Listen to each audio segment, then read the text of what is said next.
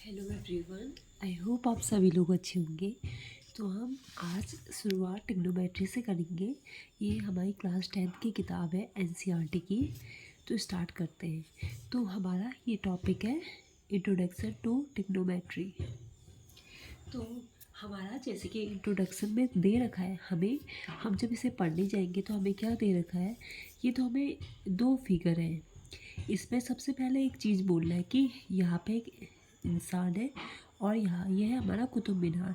अगर वो यहाँ से इसको देखेगा तो क्या ये इसकी हाइट पता लगा सकता है। और दूसरा ये एग्जाम्पल है, ये यहाँ पे नदी है।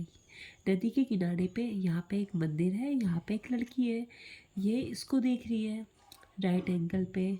तो क्या ये इस चीज़ का, ये चीज़ जो हमारी है बैंक ऑफ रिवर, मतलब ये जो इसकी कितनी लंबी है, क्या ये फाइंड कर सकती है। और अगला कोई फिगर है हमारे पास। तो ठीक है। तो अब आपको जैसे कि मैंने इंट्रोडक्शन दे ही दिया है तो आपको पता चल गया है कि हम इसमें ट्रिग्नोमेट्री में हम राइट एंगल ट्रायंगल पे फोकस करेंगे। तो राइट एंगल ट्रायंगल के बारे में हम सभी जानते हैं। राइट एंगल ट्रायंगल ये होता है जिस पे ये साइड होती है आपकी 90 डिग्री होती है। और अगर ये एंगल ए है, एंगल ए बी सी हमारी ट्रिग्नोमेट्री, मतलब ये हमारा राइट एंगल ट्रायंगल है। तो ये हमारा, जिसमें ये हमारा हाइपोटेन्यूस होता है, ये हमारा बेस होता है और ये हमारा परपेंडिकुलर होता है। लेकिन अगर मैं अभी एक चीज़ और अच्छे से देखना, अगर मैं इसमें यही सेम ट्रायंगल बनाऊँ, यही ए बी सी बना दूँ, ये हमारा 90 डिग्री है।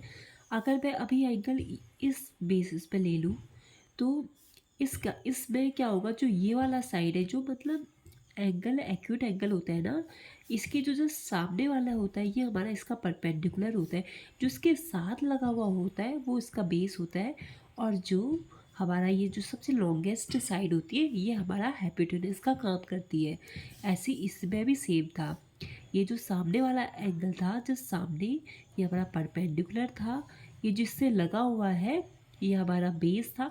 और जो 90 डिग्री के जस्ट सामने है वो हमारा हाइपोटेन्यूस था। ठीक है। और जो सबसे लॉन्गेस्ट साइड यही होती है। और इसी में ही एक फॉर्मूला होता है पाइथागोरस थ्योरम का। वो क्या होता है, परपेंडिकुलर का स्क्वायर प्लस बेस का square is equals to hypotenuse का स्क्वायर। ये हमारा फॉर्मूला हो चुका है। इसी को हम आगे बढ़ते हैं। तो हम ना एक चीज़ मैं आपको बताती हूँ। जैसे अगर हमें ये चीज़ है ना, इस फॉर्मूले की हेल्प से हम क्या कर सकते हैं। अगर हमें दो साइड पता है ए बी, कोई भी दो साइड पता है ए और बी, तो हम इस फॉर्मूले से तीसरी साइड निकाल सकते हैं। ठीक है। लेकिन अब देखो ट्रिग्नोमेट्री का कितना बड़ा रोल है। इससे ट्रिग्नोमेट्री की हेल्प से ना पहले जो एस्ट्रोनोमर होते हैं वो क्या बोलते हैं, वो निकाल सकते हैं, डिस्टेंस निकाल सकते हैं स्टार और प्लेनेट की, कहाँ से, अर्थ से।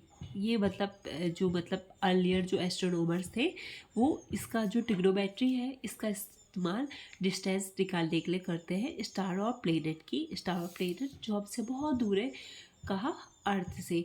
और अभी भी ये इस्तेमाल होती है, हमारी ट्रिग्नोमेट्री इस्तेमाल होती है बहुत इन डेप्थ।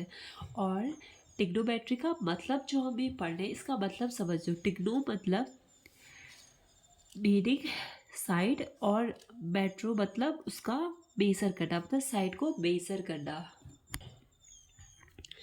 तो हम क्या पढ़ेंगे, हम इसमें ना हम रिलेशनशिप भी देखेंगे। रिलेशनशिप किसके बीच में, एंगल्स और इनके साइड के बीच में रिलेशनशिप पढ़ना है हमें। और सबसे बड़ी बात है ना, जैसे ये जो हमारा एग्जाम्पल है जो हमने पीछे पढ़ा, ये देखो, ये जो हमारा एग्जाम्पल है, इसके अगर हमें ना ये है, अगर हमें किसी भी मतलब, अगर ये तो 90 डिग्री होता है हमें पता है, अगर इन दोनों में से कोई भी एक अगर हमें एक एंगल या सिर्फ एक साइड पता चल जाए ना, तो हम बाकी सारी साइड निकाल सकते हैं। यही इस चीज़ की खासियत है। सिर्फ एक एंगल या और सिर्फ एक साइड की बलबूते पे हम पूरा टोटल ये तीनों की तीनों साइड निकाल सकते हैं। यही इसका एप्लीकेशन पार्ट में हमारे आगे इसका आगे वाला चैप्टर इसी चीज़ का एप्लीकेशन है, ठीक है। और इसमें हम क्या करेंगे, वो ये देखेंगे कि एंगल्स का रिलेशनशिप किसके साथ, साइड्स के साथ। तो हम आगे इस टॉपिक को आगे बढ़ाते हैं, ठीक है। तो ये हमारे कुछ रेशियोज हैं। Sine of angle A, sine of angle A, cosine of angle A, tangent of angle A, cosecant of angle A, secant और कोटेज कोट कॉट थीटा, मतलब कॉट बोलते हैं, कोटेंजेंट लिखा है इसमें। तो अब हम आगे बढ़ते हैं। तो मैंने आपको ये चीज़ अच्छे से बता दिया कि क्या बोलते हैं, हाइपोटेन्यूज क्या होती है, परपेंडिकुलर क्या होता है, पेस क्या होता है। तो अब इसमें जो साइन है, अब हम अच्छे से पढ़ेंगे। जो साइन ए लिखा है, साइन, एक चीज़ ये देखना, ये इसके प्रोडक्ट में नहीं है, हाँ, साइन ऑफ एंगल ए बोलते हैं इसको। ये यही यहाँ पे लिखा भी है एक जगह, अच्छे से इसको भी देख लेना। यहाँ पे लिखा है, ये रिमार्क में लिख रखा है कि इसको the sine of angle A बोलते हैं। ये इसका प्रोडक्ट नहीं है, साइन और ए का प्रोडक्ट नहीं है। सेपरेट साइन अगर हम लिखेंगे, खाली साइन लिखेंगे, तो उसका कोई मीनिंग नहीं होता है। आया समझ में? ऐसी सब एक कॉस थीटा इन सब के साथ है। ओके, तो हम आगे बढ़ते हैं, अपने टॉपिक को आगे कंटिन्यू रखते हैं। तो मैं अब आपको बताती हूँ sign angle, cos, sign A, cos A, ten ए होता क्या है। तो साइन ए जो हमारा होता है वो क्या होता है, परपेंडिकुलर अपॉन हाइपोटेन्यूज। आपको बहुत अच्छे से पता है कि परपेंडिकुलर ये है, इस एंगल इसको हम ए मान लेते हैं एग्जांपल में, ठीक है। परपेंडिकुलर ये है और हाइपोटेन्यूज के जो रेशियो होता है उसको हम साइन ए बोलते हैं। ऐसी कॉस ए का फॉर्मूला होता है बेस अपॉन हाइपोटेन्यूज, और टेन ए का फॉर्मूला होता है परपेंडिकुलर अपॉन बेस।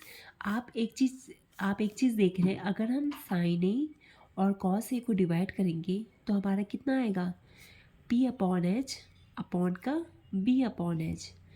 तो ये हमारा कितना आ जाएगा, पी अपॉन बी, जो किसके बराबर है, वो टेन ए के बराबर है। तो एक चीज़ यहाँ पे आपको क्या पता चला कि sign A upon cos A किसके बराबर है, टेन ए के बराबर है, ठीक है। अब हम इसी चीज़ को आगे कंटिन्यू रखते हैं। हमने sign A, cos A, ten ए देखे। अब हम कोसेक ए देखेंगे, कोसेक ए, सेक ए और कॉट ए, ये तीन देखेंगे, ठीक है। ये होता है साइन ए का मतलब हाइपोटेन्यूज अपॉन परपेंडिकुलर होता है, और ये आपका हाइपोटेन्यूज अपॉन बेस होता है, और ये आपका बेस अपॉन परपेंडिकुलर होता है, ये, ठीक है। और हमें ये साफ दिख रहा है कि देखो इसमें और इसमें क्या फ़र्क है, इसमें और इसमें ये इसका रेसिप्रोकल है। अगर हम इसी का तो कोसेक ए किसके बराबर होता है, वन अपॉन साइन ए के बराबर, और ऐसी सेक ए किसके बराबर, वन अपॉन कॉस ए के बराबर होता है, और ऐसी कॉट ए आपका वन अपॉन टेन ए के बराबर होता है, ठीक है। अब हम आगे बढ़ते हैं अपनी पढ़ाई को लेकर। हमने ये फॉर्मूले देख लिए। आगे ये तो हमने इसके रेशियो पढ़े, अब हम आगे पढ़ेंगे। तो एक हमें ये डायग्राम बना रखा है जिसमें हम इस चीज़ के डायग्राम को देखेंगे, फिर यहाँ पे इसका एक कंक्लूज़न लिखा है, तो हम फिर इसके बाद ये कंक्लूज़न क्या लिखा है हम इसको देखेंगे। ओके, तो स्टार्ट करते हैं ये डायग्राम से। इसमें ये क्या है, ये हमारा ट्रायंगल है A B C, right angle triangle है। हमने इसके हाइपोटेन्यूज पे एक पॉइंट पी ले रखा है, और इसी को मिलता जुआ इसमें एक परपेंडिकुलर ए बी में एम ले लिया है। ऐसे ही हमने सी को आगे बढ़ाते हुए क्यू ले रखा है, और इसके यहाँ पे परपेंडिकुलर ये इसी लाइन में एन ले रखा है, ठीक है। तो अब ये हमसे बोल रहा है कि जो साइन ऑफ ए है, तो जो हम इसमें आगे बढ़ेंगे तो हमसे ये सवाल पूछ रहा है, ये कह रहे हैं ना कि जो हमारा ये दो ट्रायंगल है, ये और ये, तो जो हमने रेशियो पढ़ा, अगर ए पी जो हमने रेशियो पढ़ा ये दो ट्रायंगल के हिसाब से क्या है, मतलब ये सेम रहेगा। साइन ए का जो रेशियो है, साइन ए का जैसे हम साइन ए ही मान लेते हैं, जो साइन ए होता है, क्या ये दोनों ट्रायंगल के लिए बदल जाएगा या फिर ये दोनों रेशियो सेम रहेंगे। तो अब आगे बढ़ते हैं, इसमें हम यही पढ़ने वाले हैं। To answer this let us look at this triangle, हम इस ट्रायंगल को देखेंगे।